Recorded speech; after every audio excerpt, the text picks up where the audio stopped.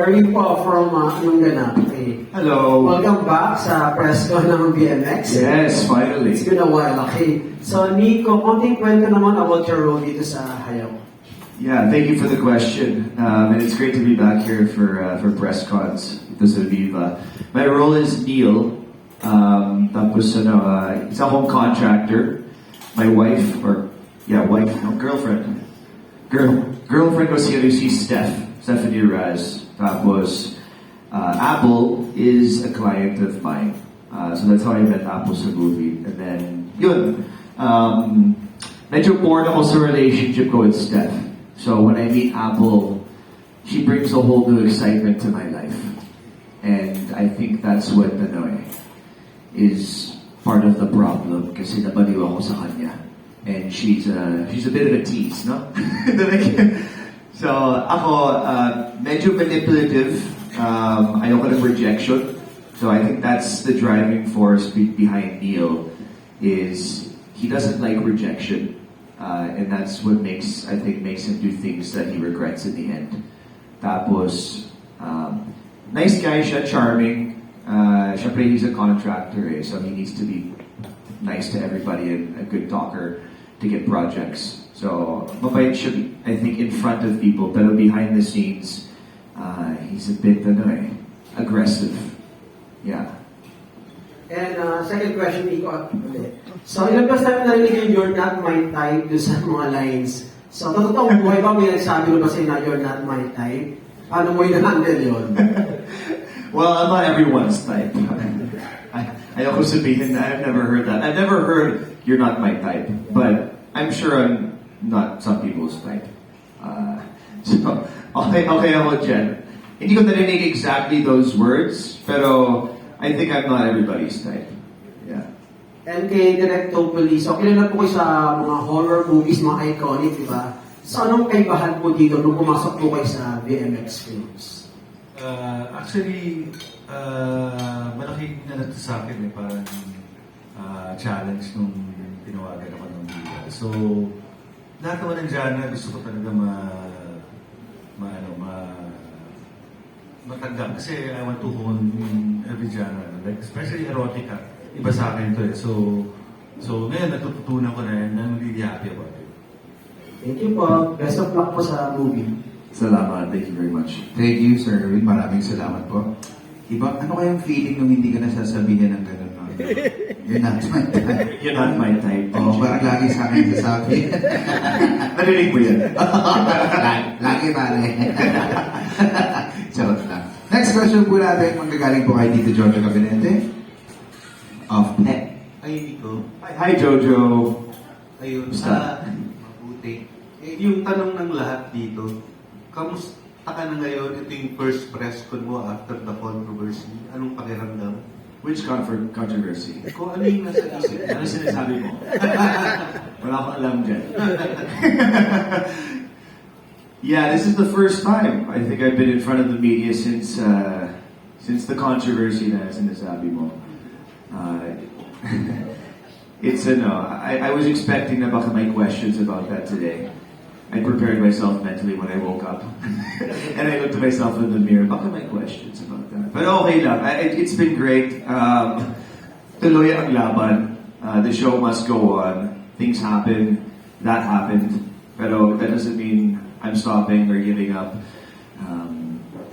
Again, it was an unfortunate circumstance, to say the least. Pero it feels great to be in front of the press again and doing press cons again for Viva. But in all fairness, ikaw yung may pinakamagandang feedback tungkol sa interview sa ni Boy Abunda. Yes, I interviewed. Thank you, Jojo. Yeah, nag-interview ako kay Boy Abunda, and he's really a great interviewer. So parang I felt like it was a safe place for me to talk about the scandal. I have to say it. To talk about the scandal, that I was able to explain it, just to explain what exactly happened. Walang sugarcoating, walang beating around the bush. Diretso ako sa point eh. Kasi, para sabihin ng totoo, I don't want to spend the whole press con talking about this kasi yung focus natin is the film. But, the law was broken, na-videohan ako sa moment yan without my knowledge. So I just wanted to explain it in a very factual way. And being someone that didn't do anything wrong, I felt like I was able to explain that message kay Boy Abunda ng maayos. Okay, thank you. Going back to the movie, ano yung pagkakaintindi mo sa title na Hayok? Tapos, sino dito sa movie yung Hayok? Sino ba direct? Parang si Apple. Parang, when we were starting, dinefine namin kung ano yung hayok kasi parang nag-border rin siya sa nymphomaniac eh.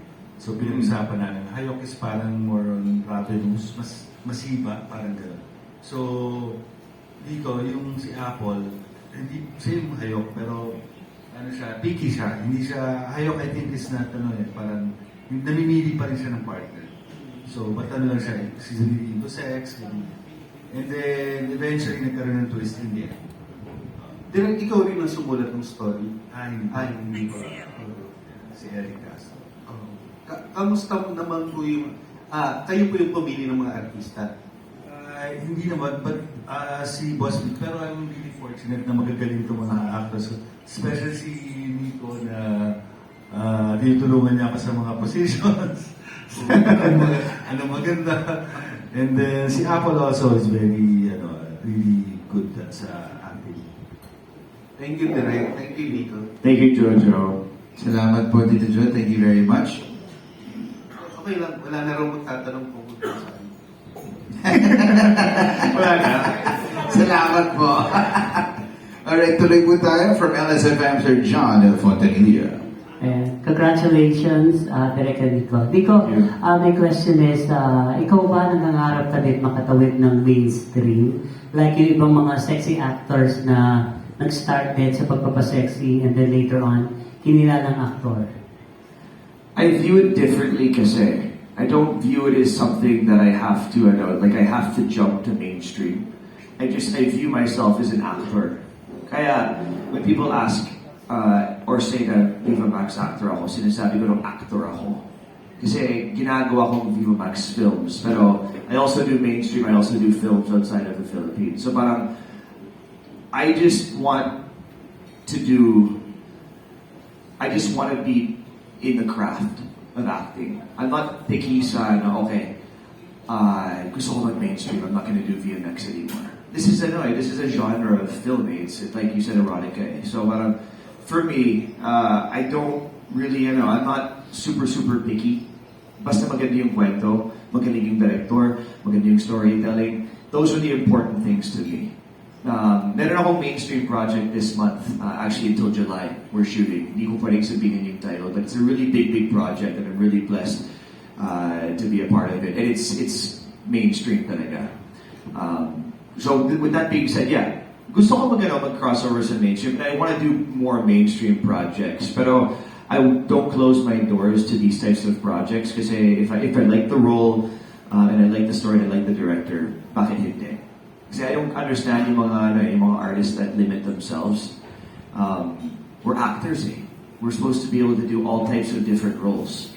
When I wanted to be an actor in the beginning, when I was 19 years old, that's yung goal ko, is to do a bunch of different roles. If it's a BL series, okay lang. Because that's a different type of genre, different type of role. Erotica, mainstream. So those are all different categories that I would like to be a part of still. And I think parang siguro a stigma dito sa Pinas na, okay, if you do mainstream, hindi pwede ka na mag-bold. They're different different genres. So I want to be a part of all the genres. I'm not closing my doors. Work is working. Yes, thank you. Pero if ever, may mga dream actors ka ba na gusto mo pa kong makawork? Dream actors. I think I'm a big fan of John Arcilla. And luckily enough, I'm working with him right now sa mainstream project that we're doing. So I'm able to see his process as an actor and how he attacks the script, how he analyzes the character. So it's very inspirational. Tapos, sino pa? John Arcilla talaga is, siya yung idol ko from before pa. Just because I really love his preparation and how much work he puts into every character he does. Tapos, siguro sa mga babae, Bea Alonzo. Yeah, I really like Bea's acting. My potential project coming up where I might be able to work with Bea. So, sana tuloy yan. Because I really like her and her acting. Sa movie naman, ikaw ba nakaka-relate kay Bea like doon sa role mo sa Hayok? And may instances na ba na yun, may mga babae na gusto mo talaga pero ayaw ka and ano yung ginawa mo? Your first question, can I relate kay Neil? Medyo, pero not 100%. Kasi, well, the word hayok, I had to look it up kasi medyo malalim yung word na yan eh. It's a certain type of hunger. Diba? Yung parang hunger, and it can be used in the sense of libok or even other contexts eh. Pero dito, I think it's in that context. And I think definitely si Neil has that eh. Meron siyang hunger of some sort towards Apple. And the fact that he keeps getting rejected over and over almost makes him more hungry, diba? So, I can relate in real life kasi syempre, bilang lalaki, gusto namin ng challenge sa babae. Right? Pag walang challenge, parang wala lang. It's a very primal thing actually for men. They need a challenge to get a woman. That's parang part of the process and part of the fun in it all. So, I think I have, I've experienced that, parang, okay, I'm gonna have to put my work in to get this girl. But never to the point of of Neil in this film. Di ako umabot dyan. Kasi at the end of the day, if ayaw niya ako, ayaw ko siya. Good on. Thank you so much.